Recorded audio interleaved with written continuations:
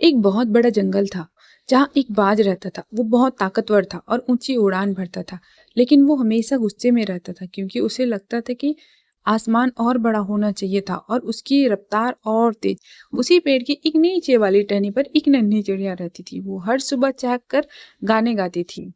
एक दिन बाज ने चिड़िया से पूछा, तुम इतनी खुश क्यों हो? तुम्हारे पास ना बड़े पैर हैं, ना ही तुम ऊंचा उड़ सकती हो। तुम्हें डर नहीं लगता? चिड़िया ने मुस्कुराकर जवाब दिया, मैं हर सुबह उन 3 चीजों के लिए शुक्रगुजार होती हूँ जो मुझे मिलती है।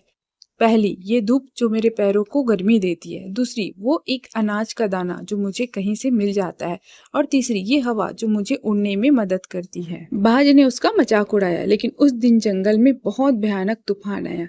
बाज अपनी ताकत के घमंड में तूफान से लड़ने की कोशिश करता रहा और थककर जमीन पर गिर गया। वहीं चिड़िया ग्रेटिट्यूड दिल के साथ में एक छोटे से सुराख में दुबक गई और पूरी रात भगवान को धन्यवाद अदा करती रही और वो सुरक्षित रही। सुबह जब बाज जख्मी हालत में जमीन पर पड़ा था, उसकी पूरी जिंदगी गुजर गई थी आसमान को पाने की चाह में, लेकिन आज वही आसमान उसे दुश्मन लग रहा था।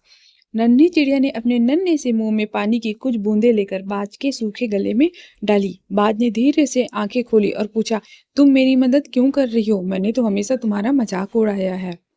चिड़िया ने बड़ी सादगी से कहा, कल रात जब तूफान आया तो मैंने ये नहीं सोचा कि मेरे पैर कितने छोटे हैं।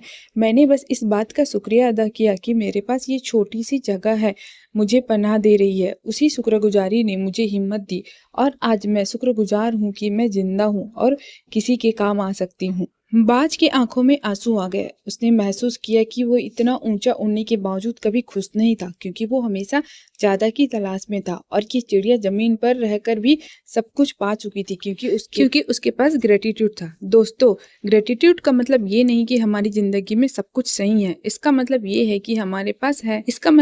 कि जो हमारे पास है हम उसकी कदर करना सीख गए हैं।